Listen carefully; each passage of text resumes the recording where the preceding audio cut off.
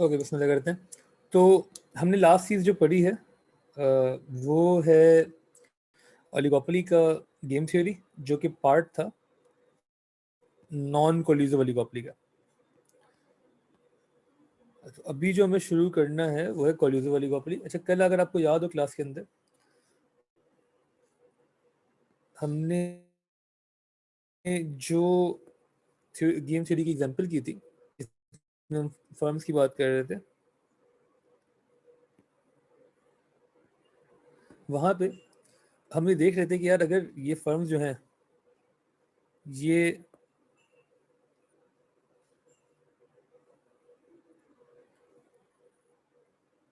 Collide कर जाएं तो इनको ज़्यादा फायदा होगा। एक सेकंड में स्क्रीन शेयर कर दूँ। हमने देखा था कि क्योंकि नॉन कोलिजिव बिहेवियर था और हम डोमिनेंट स्ट्रेटेजी देख रहे थे फर्म्स की, नॉन कोलिजिव उस एग्जांपल में इसलिए था प्रेजेंस डायलेमा में क्योंकि सर अस्सलाम वालेकुम, थोड़ा सा लाउड बोल रहे हैं सर। जी ओके ओके, थैंक यू।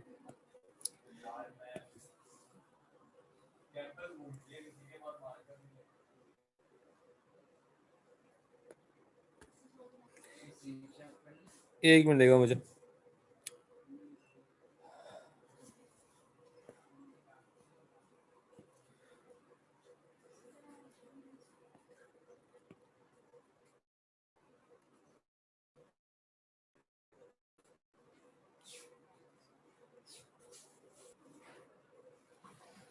हमने कल जो फर्म्स की एग्जांपल की थी कि 2 डिफरेंट फर्म्स थी और वो आपस में कॉम्पीट कर रही थी। सॉरी यार, इधर चीज़ें मिक्स हो गई हैं। यहाँ से शुरू करते हैं हम। तो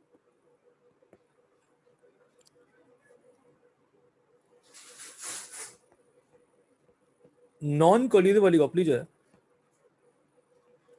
उसमें हमने 2 चीज़ें पढ़ ली हैं,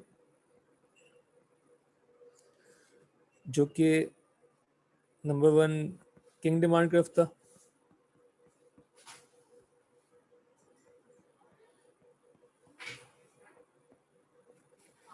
और नंबर 2 गेम थ्योरी है। गेम थ्योरी के एंड में हमने रियलाइज़ किया था कि 2 फर्म्स अगर कोलाइड कर लें तो वो ज़्यादा प्रॉफिट कमा सकती हैं। हमने कहा था ना, अगर दोनों प्राइस अनचेंज छोड़ दें तो they would be making $10 million each as profits. और अगर उनको पता हो कि यार दूसरा जो है वो गंद कर सकता है, तो उनके लिए बेहतर ऑप्शन ये है कि वो खुद भी प्राइस कम कर दें, प्राइस वॉर शुरू हो जाए, और उसकी वजह से दोनों के प्रॉफिट्स कम हो जाएंगे। वो एग्जाम्पल आपके पास की हुई है गेम थ्योरी की, ठीक है। On the other hand, collusive oligopoly का मतलब क्या है?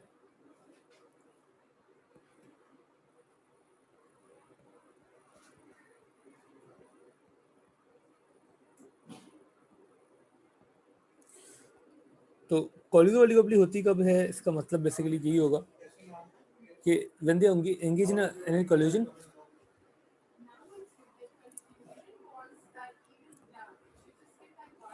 firms decide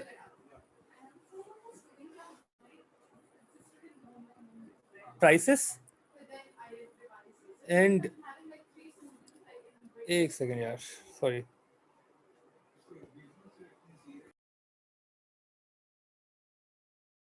दो मिनट हम जगह चेंज करने please, thank you.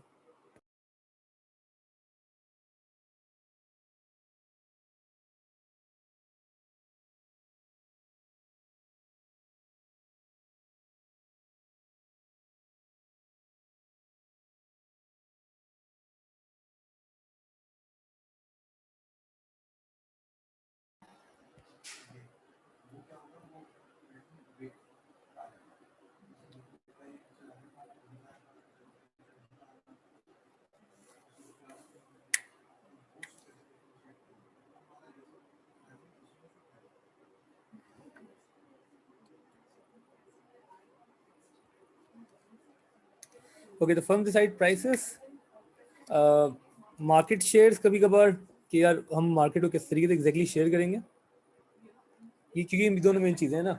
Even advertising etcetera mutually, ठीक है, म्यूचुअली। उसके बाद अगर आप एक चीज़ और ऐड कर दें, एक second,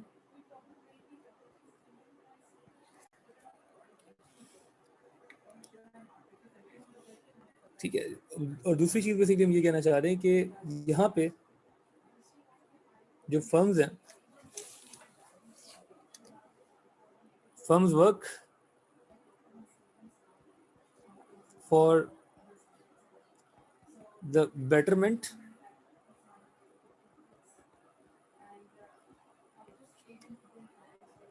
of the whole group.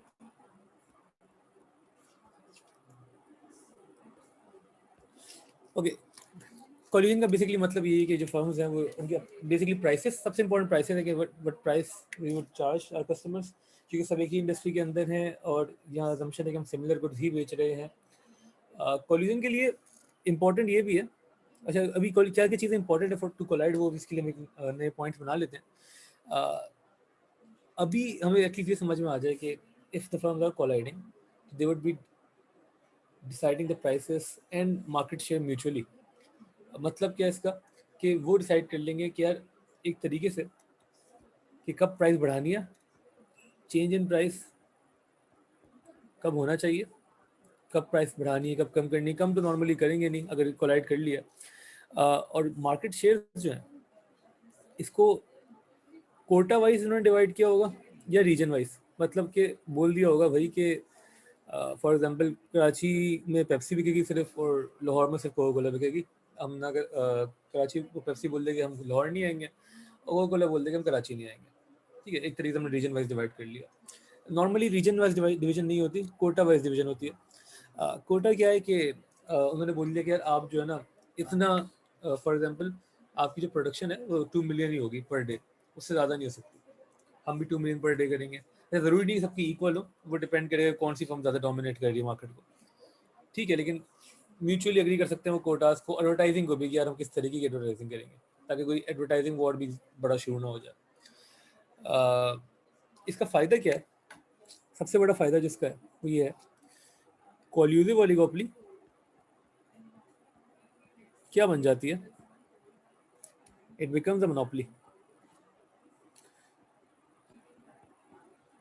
Collusive oligopoly सब मिलजुल के क्या बन जाता है, एक मोनोपोली बन जाती है ना। अगर if they are deciding everything mutually तो मोनोपोली ही बन जाएगी। और इस मोनोपोली अब डिसाइड करेगी क्या प्राइस होगी, क्या क्वांटिटी होगी और कितने गुड्स बिकेंगे मार्केट में। अच्छा, यहाँ पे अगर हम जरा एग्जांपल कर लें, एक इसको जरा कॉपी कर लेगा एक मिनट, दो चीज़ें।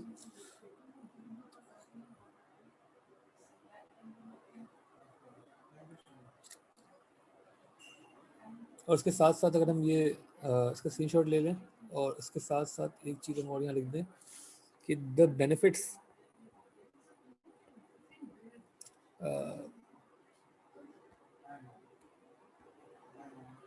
एक मिनट रुपये,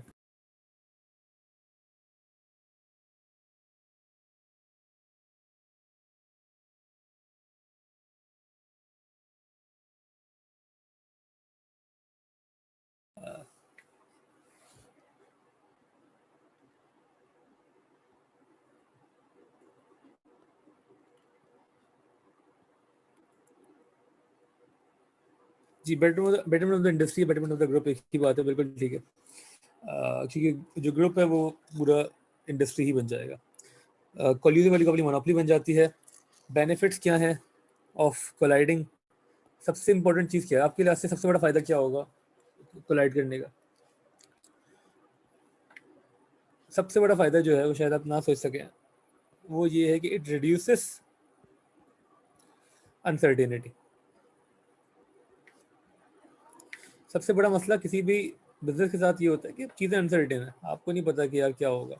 और when we are dealing with giant firms तो उस वक्त जो सबसे बड़ी अनसर्टेनिटी आती है वो इसलिए आती है क्योंकि आपको नहीं पता कि आपका कंपटीटर क्या कर देगा, वो कौन सा नया ब्रांड ले आएगा, वो प्राइसेस को किस तरीके से चेंज कर देगा। तो यू आर ऑलवेज अनसर्टेन, आप डिपेंड करते हैं, इंटरडिपेंडेंसी है, तो आप डिपेंड करते हैं यार कि फर्म्स किस तरीके से रिएक्ट करेंगी आपके फैसलों पे, और आपको किस तरीके से रिएक्ट करना पड़ जाएगा। बिकॉज ऑफ सर्टेन फर्म्स आपकी आपकी अपनी पूरी स्ट्रेटजी कैसी की तैसी हो जाएगी, and you would have to make new strategies every now and then. ठीक है, तो बड़ा एक्टिव रहना पड़ेगा, अनसर्टेनिटी बहुत ज़्यादा होगी। अच्छा, अनसर्टेनिटी खत्म नहीं होगी, इट विल रिड्यूस, कभी भी खत्म नहीं हो सकती ना। तो मतलब आप कोलाइड कर ले, लेकिन कोरोना आ गया तो फिर आप उस तरीके से डील नहीं कर पाएंगे चीज़ों को जैसे आपने प्लान किया हुआ होता। तो अनसर्टेनिटी का एलिमेंट तो जिंदगी में हर वक्त रहेगा, ठीक है, even for oligopolies, even for monopolies, चाहे आप कोलाइड करें या ना करें, लेकिन कम हो जाएगी अनसर्टेनिटी। आपको टेंशन नहीं होगी यार कि दूसरी फर्म्स क्या क्या कर सकती हैं आपके साथ। उस वजह से this will help avoid price Wars. Price war का फायदा किसी फर्म को नहीं होता, सिर्फ कस्टमर्स को होता है, कंज्यूमर्स को होता है। It will also prevent retaliatory advertising. अगर आपको पता हो, इवन एडवर्टाइजमेंट्स के थ्रू जो फर्म्स होती हैं वो एक दूसरे के कंपटीशन के साथ गलत कर रही होती हैं। जैसे कि आपको शायद याद हो, यूफून और डी जूस की एडवर्टाइजमेंट की वॉर चली थी एक टाइम पे। डी जूस टेलनॉर का ब्रांड था एक टाइम पे, अब तो उन्होंने शायद डिसॉल्व कर दिया उसको। तो यूफून जब भी कुछ करता था एड में तो वो डी जूस के खिलाफ कुछ बोलता था, डी जूस का एड आता था वो यूफून के खिलाफ कुछ बोलता था, और इस तरह चीज़ें चलती रहती थी। प्राइस वॉर भी कर रहे थे, एडवर्टाइजिंग भी वॉर कर रहे थे। अच्छा, इसके भी ना कानून होते हैं कि आप एडवर्टाइजमेंट्स में ड्यूरिंग मार्केटिंग आप ज़रूरी नहीं है कि आप जो मुँह में आया बोल दिया आपने। कोका कोला पेप्सी की अगर आप कुछ पुराने एड देखें तो उनमें तो बहुत ज़्यादा ही वो करते थे चीज़ें, लेकिन खैर इसके ऊपर रूल्स हैं जो पाकिस्तान में पैमरा रेगुलेट करता है मीडिया को, और इसके अलावा कंपटीशन के ऊपर पॉलिसीज बनी हुई होती हैं गवर्नमेंट की, कंपटीशन रेगुलेट करवाने के लिए। गवर्नमेंट कभी भी नहीं चाहेगी, हाँ एक चीज़ हम बोले, गवर्नमेंट कभी भी नहीं चाहेगी कि फर्म्स कोलाइड करें। क्यों नहीं? Why would the government not want the firms to collide? कुछ मुल्कों में collusion is illegal. Collusion between different partners, different players in the industry, different firms in the industry is illegal. Collusion illegal क्यों होगा आपके लिहाज से? Why would the government not want the firms to collide?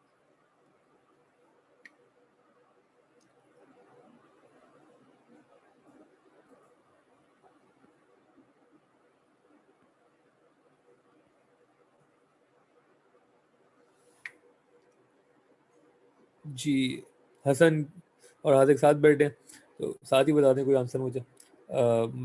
Manahil, मारू। Market में competition equal रखने के लिए बिल्कुल ठीक है, कंज्यूमर को प्राइस एडवांटेज नहीं होगा, कंज्यूमर के लिए डिसएडवांटेज होगा, बिल्कुल ठीक है। बेटर ऑफ द इंडस्ट्री नहीं होगा, सही है। कंज्यूमर्स के लिए डिसएडवांटेज होगा सबसे ज़्यादा।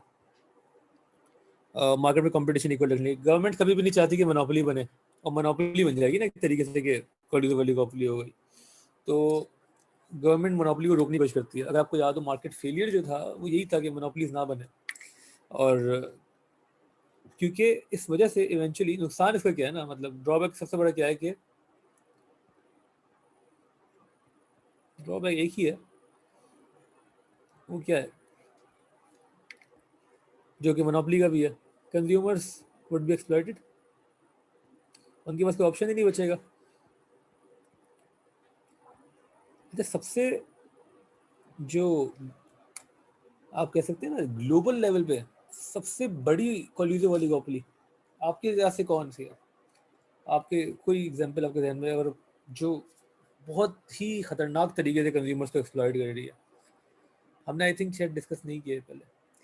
तो दुनिया में कौन सी ऐसी इंडस्ट्री है जहां एक्सप्लॉइटेशन की हदें पार हो गई हैं, और जस्ट बिकॉज के कोलिजिव ओलिगोपोली बन गई है? आपके ध्यान में कोई एग्जांपल?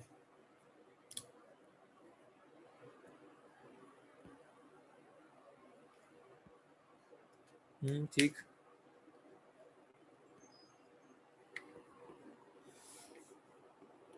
जी, तंजीला, सिमरा, शामिर, राबियान, क्या होना चाहिए? सर अपना क्वेश्चन रिपीट कीजिएगा। ओके, नहीं, नॉट ये इलेक्ट्रिक। अच्छा, मैं रिपीट कर देता हूँ क्वेश्चन। क्वेश्चन सिर्फ ये है कि मुझे एग्जांपल बताएं कोई ऐसी कोलिजिव ओलिगोपोली की जिसने दुनिया भर में कंज्यूमर्स को बहुत ज़्यादा एक्सप्लॉइट किया।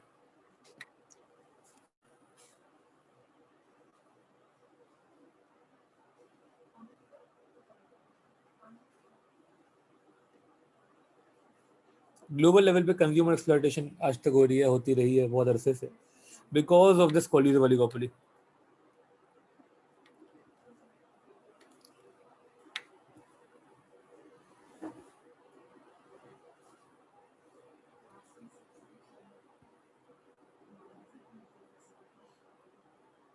ये इलेक्ट्रिक तो नहीं, इलेक्ट्रिक तो फर्म है ना यार, वो तो एक मोनोपोली है, लेकिन फर्म है।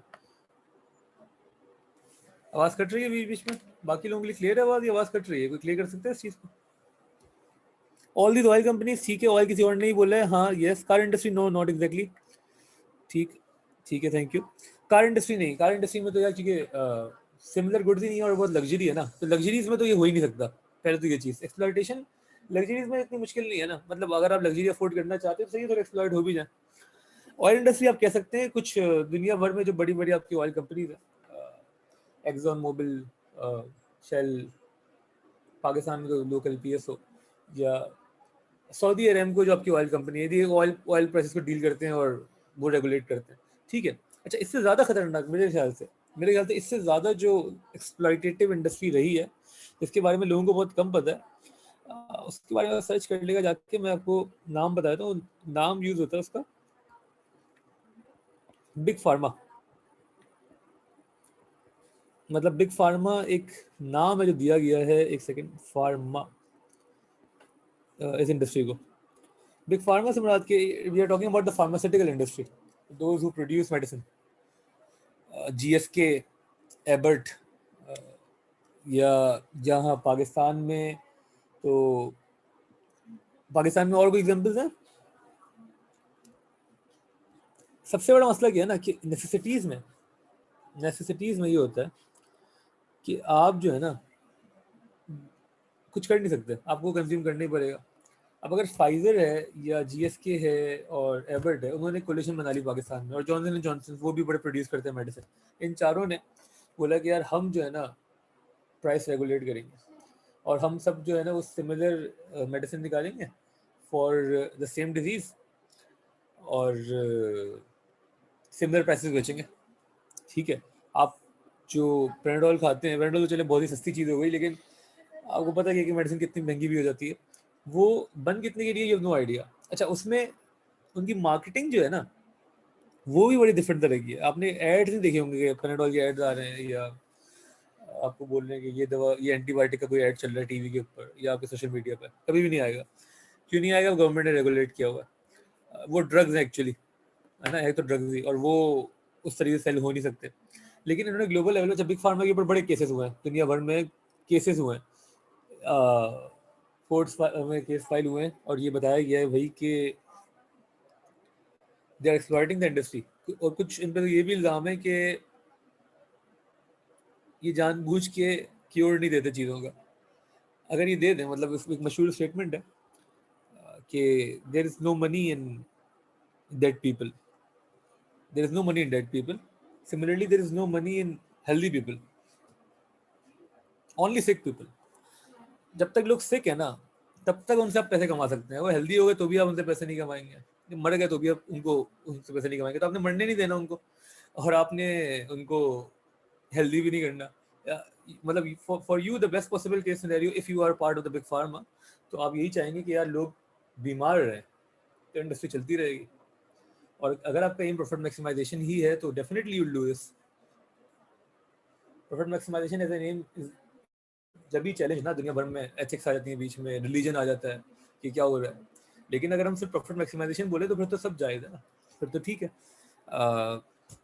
Consumers will be exploited, they are exploited दुनिया भर में।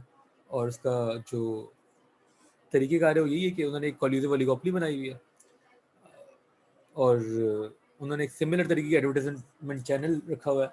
आपको क्या लगता है, how do pharmaceutical companies advertise their products?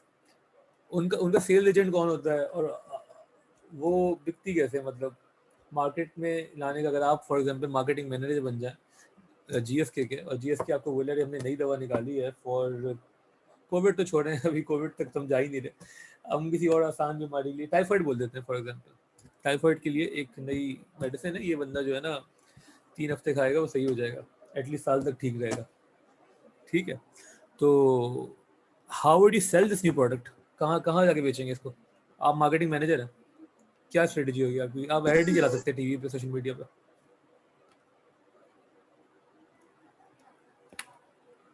Sir वो फेमस डॉक्टर्स के पास जाके उनकी क्लिनिक पे उनसे कहते हैं कि ये सबको रिकमेंडेशन में दें। एग्जैक्टली एग्जैक्टली यही होता है, और कोई चैनल है नहीं ना इनके पास। तो मतलब कि जो डॉक्टर्स हैं वो एक्ट करते हैं इन फार्मास्यूटिकल कंपनीज के सेल्स एजेंट्स की तरह। तो उनके लिए जो उनके सेल्स एजेंट्स हैं वो कौन है? डॉक्टर है। इनिशियली तो पहले ये होता था कि इनको कमीशन भी मिलते थे सेल्स के साथ, और इनको क्या नाम है, अभी भी खैर हॉलीडे ट्रिप्स भी मिलती हैं, गोडी बैग्स मिलते हैं, बहुत कुछ मिलता है डॉक्टर्स को फ्रॉम दिस कंपनीज। आपके ख्याल से ये सही है एथिकली या गलत है?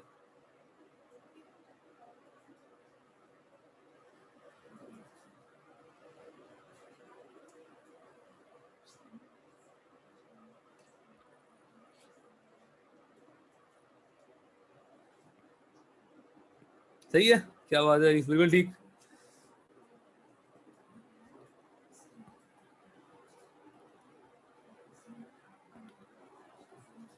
जी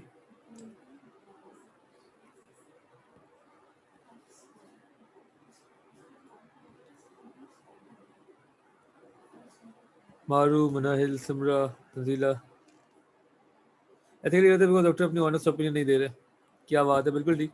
अगर आपको पता है कि यार ये वाली दवा बेच के मुझे कमीशन मिलेगा, दूसरी वाली अगर बेहतर भी है कमीशन नहीं मिलेगा, तो हो सकता है कि आपका ईमान थोड़ा डगमगा जाए, हो सकता है ना। और एथिकली गलत है। रिलीजन शायद इस चीज़ की इजाज़त ना आते। रिलीजन और एथिक्स को भी ज़रा देख लेंगे हम। और इसीलिए इवेंचुअली क्या हुआ, अब आप कमीशन अगर देंगे किसी डॉक्टर को तो गवर्नमेंट आपकी कंपनी को बंद कर देगी। ऑन पेपर ये रूल है कि आपका लाइसेंस जो है वो बंद कर दिया जाएगा, डॉक्टर का लाइसेंस भी बंद कर दिया जाएगा, ये अलाउड ही नहीं है। ठीक है, तो फिर ऐसा होता होगा नहीं होता होगा, मतलब अगर ये अलाउड नहीं है तो होना जरूर फिर होता होगा या नहीं? अब खैर वो एक अलग कहानी है, लेकिन इवेंचुअली ये होता है कि उस वक्त they do not give commissions, at least this do not. Doctors भी कहते हैं हमें कोई कमीशन नहीं मिलता। हाँ, वो ये कर देते हैं कि यार कभी कोई सेमिनार हो रहा है लंदन में तो आपको वो फाइनेंस कर देंगे, आप जाके अटेंड करें ताकि आपकी जो स्किल्स हैं वो इम्प्रूव हो जाए, वो हमारी तरफ से। हाँ, गिफ्ट नहीं देंगे कोई आपको, वो पैसे नहीं देंगे, वो ऐसे ही आपको ज़रा आपकी हॉलीडेज को फाइनेंस कर देंगे, which is obviously the same thing.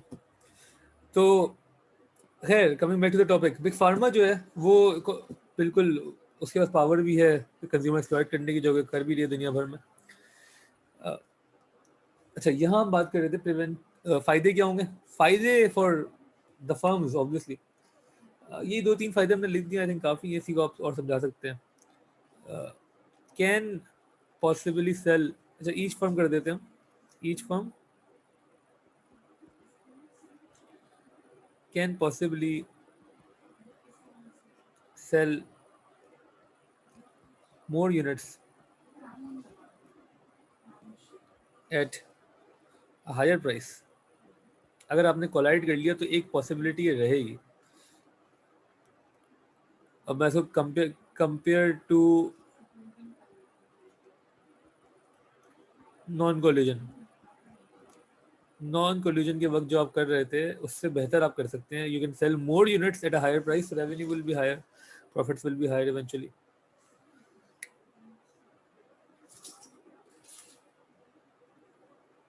कोई मसला है इस चीज़ में? कोई समझ में आ रही है? क्लियर है यहाँ तक तो ओके लिख के भेज दे, कोई कंफ्यूजन है पूछ लें।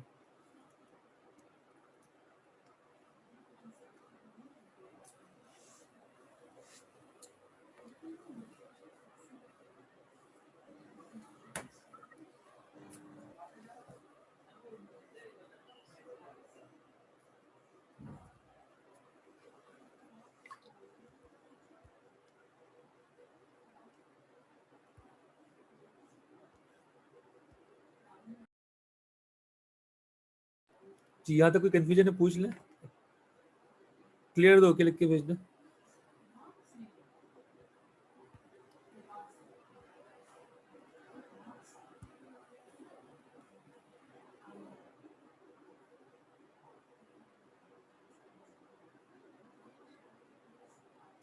ओके,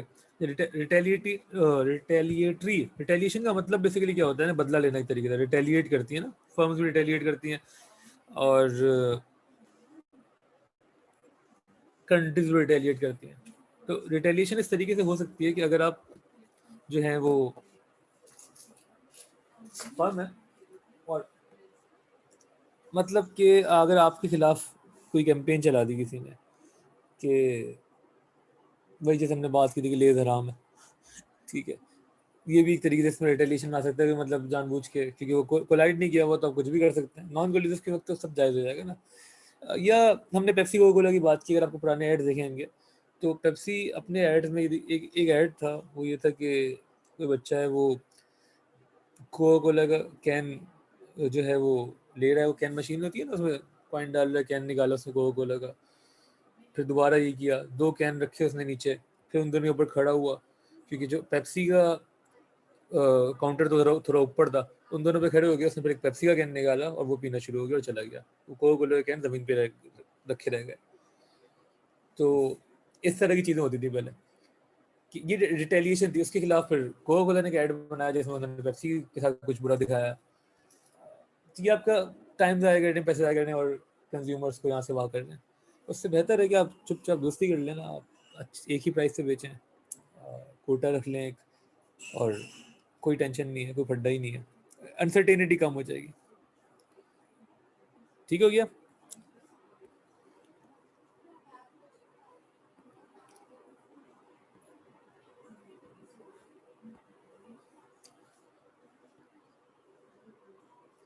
हो गया। अच्छा, एक चीज़ हमें और देखनी है, जो कि अगर आपने कोलाइड कर लिया लेकिन फिर भी आप चीट कर रहे हैं तो फिर क्या होगा, वो ज़रा देख लेते हैं।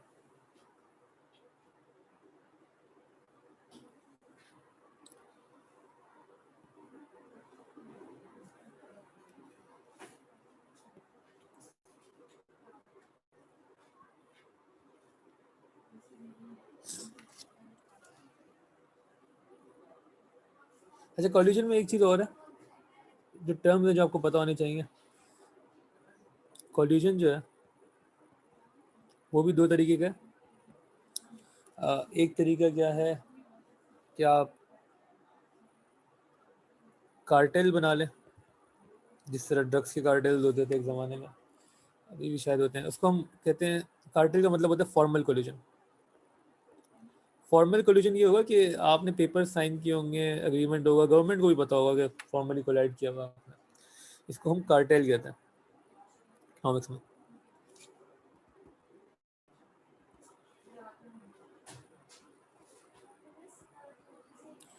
दूसरा जो ऑप्शन है वो क्या है कि आप टैसिटली कोलाइड कर लें, tacit collision.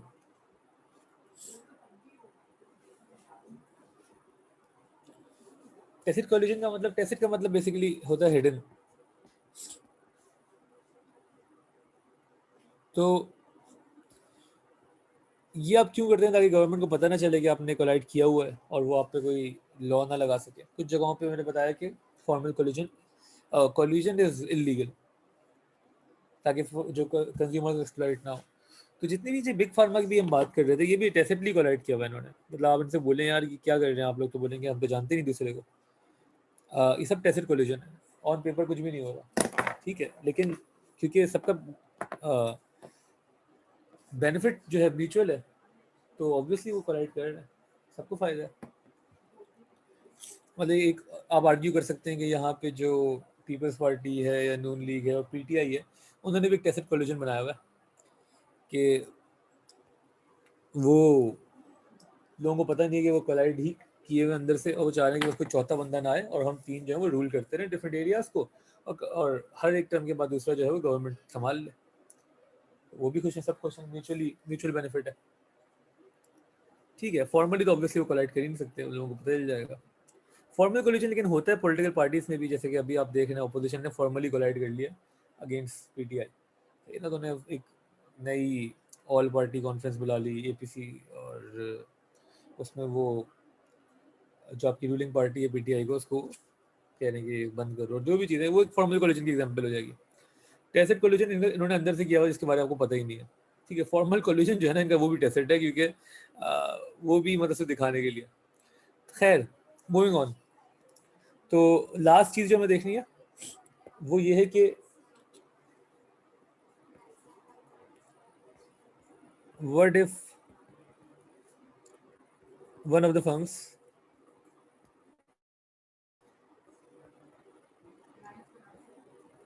Decide to cheat.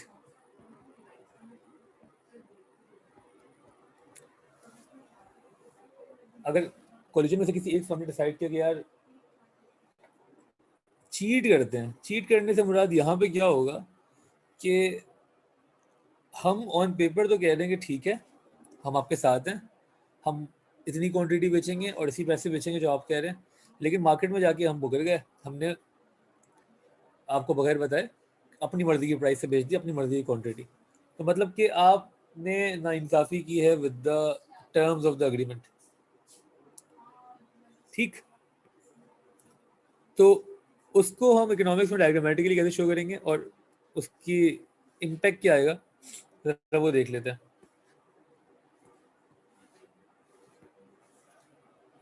तो बेसिकली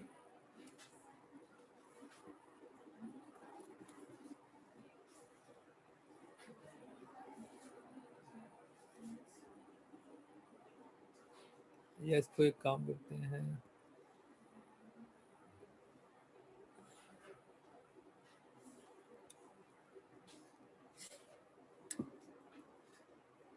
यहाँ पे हम जरा इंडस्ट्री में देखते हैं क्या हो रहा है और फिर फर्म।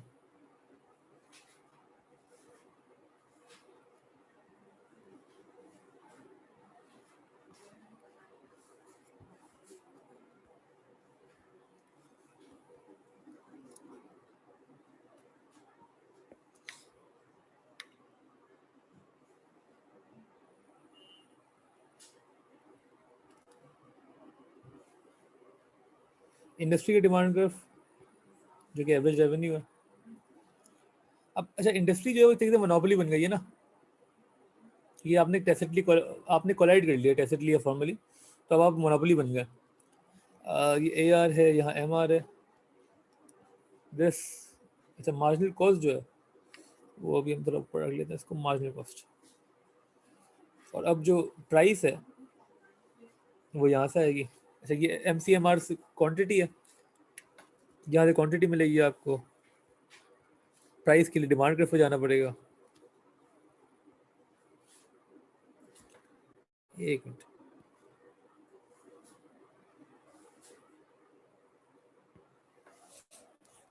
ठीक है। अच्छा, ये अज्यूम कर लेते हैं कोई प्राइस अभी कि प्राइस जो है 10 है और क्वांटिटी जो है वो 1000 है। ठीक, अच्छा अब सीन क्या है कि इस प्राइस पे we would expect all the firms to sell. 10 पे फर्म्स को बोलेंगे आप भी सेल करें, ये आपकी प्राइस लाइन आ गई। इसको हम मार्क कर लेते हैं as a cartel price. Cartel ने ये प्राइस बोली है, वही इस पे बेचा, ठीक है, क्योंकि इस पे पूरी इंडस्ट्री का प्रॉफिट मैक्सिमम हो रहा है। यहाँ तक कोई मसला बता दें, आगे जरा समझने वाली चीज़ है, यहाँ तक क्लियर तो ओके लिख के भेजें, डायग्राम समझ में आ रही है। अभी तक हमने इंडस्ट्री है, इंडस्ट्री जो कि एक मोनोपोली बन गई है। इंडस्ट्री के साथ आप चाहें तो ब्रैकेट में कार्टेल भी लिख दें। हाँ, ठीक है, वहाँ से हमें क्वांटिटी और प्राइस मिली है, उसी कॉरस्पॉन्डिंग हम फर्म के साथ देख रहे हैं क्या हो रहा है। अभी हम फर्म का डिमांड वगैरह बनाते हैं, लेकिन यहाँ तक क्लियर है।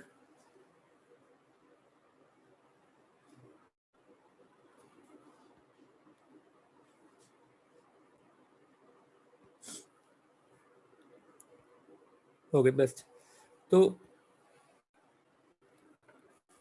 अब जरा फर्म का डिमांड के वो मार्जिनल रेवेन्यू का दिखा देते हैं। अभी कर लेते हैं ये डिमांड के फर्म का A R, corresponding M R भी होगा। ठीक, अच्छा इसके साथ हम मार्जिनल कॉस्ट बना लेते हैं फर्म की। अच्छा, यहाँ पे अगर आप देखें प्राइस 10 डिसाइड हुई है मार्केट के अंदर, कार्टेल ने डिसाइड किया, और क्वांटिटी 1000। अब ये क्वांटिटी जो है ये बिकेगी, ये डिवाइड होगी between all the firms in the market. Let's assume कि there are 5 firms in the market, और अभी एक और अजम्पशन ले लेते हैं कि ये सब जो है वो इक्वली डोमिनेंट है।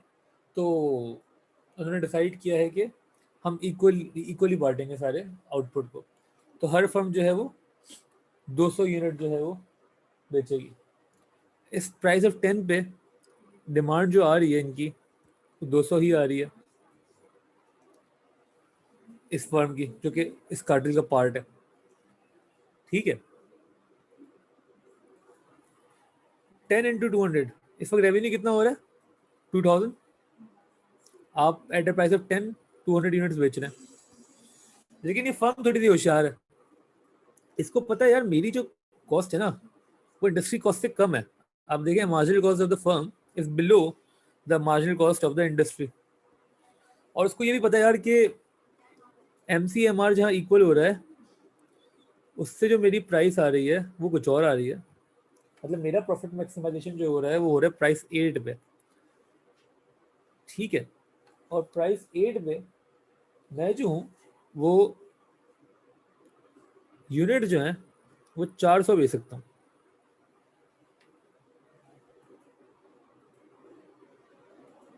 या इवन 300 फॉर एग्जाम्पल, चलो 400 ना भी हो 300 कर लो।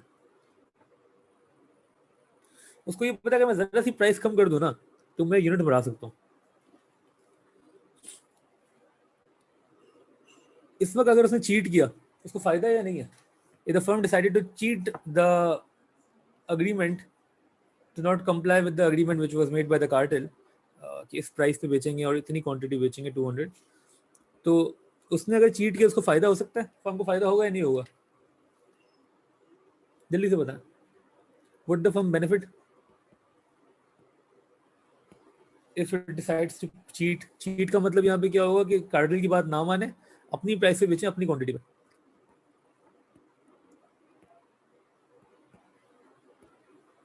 समझ में आ रही है बात? होगा फायदा, रीस बिल्कुल ठीक कह रहे हैं। बाकी लोग सिमरा, तंजीला, शामिर, रावियान, मनाहिल, हसन, हानिया,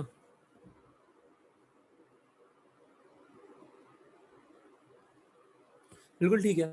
क्यों? क्योंकि अभी जो रेवेन्यू मिल रहा है वो 10 इंटू 200 इज 2000, 8 इंटू 300 इज 2400। तो you can increase your revenue, और क्योंकि प्रॉफिट मैक्सिमाइजेशन भी है तो उससे आपको ऑब्वियसली ज़्यादा प्रॉफिट भी होगा। ठीक, तो अगर आपने चीट किया तो बड़ा फायदा है यहाँ पे। लेकिन होगा क्या? मतलब कि अगर मैं इसको लिखूं प्रॉफिट, प्रॉफिट नहीं, रेवेन्यू, क्योंकि एवरेज कॉस्ट तो है नहीं तो हम रेवेन्यू तो कर नहीं सकते। Revenue for the firm if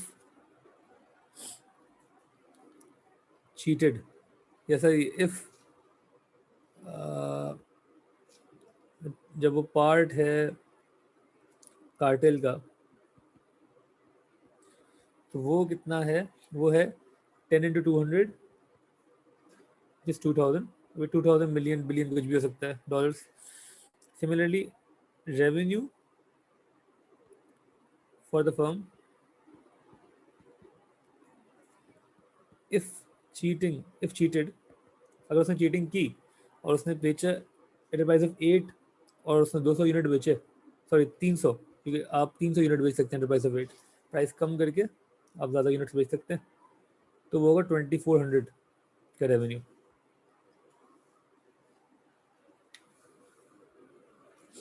तो अगर मैं आपसे पूछूं should the firm cheat, should the firm cheat और नॉट?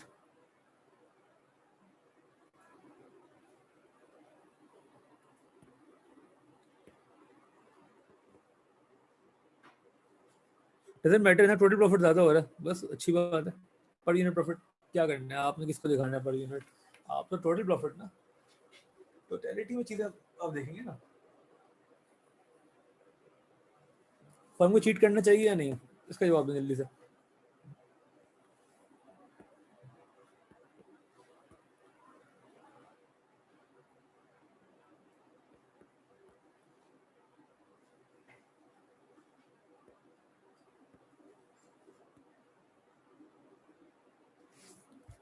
अरीज, अरीज, हानिया, हसन।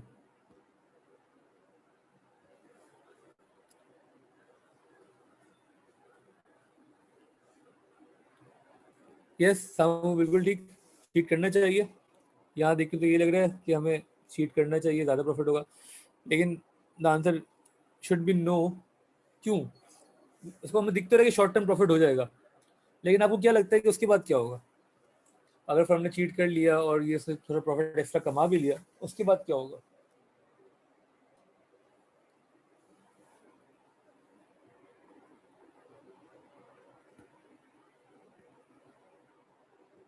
क्या मसला होगा लॉन्ग टर्म में?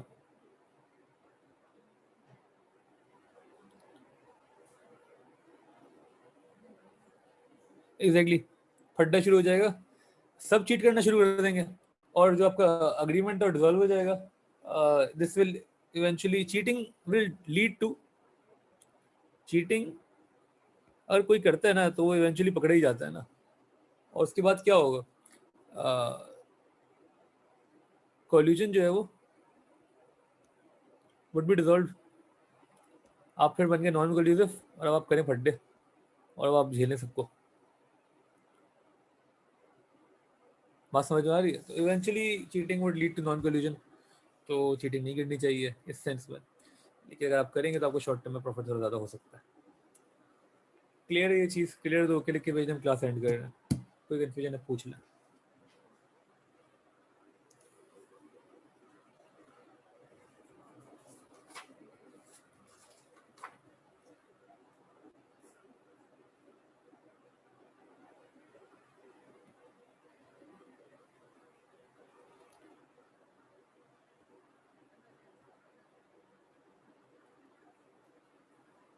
ठीक है, ओके दिन, अल्लाह हाफिज़।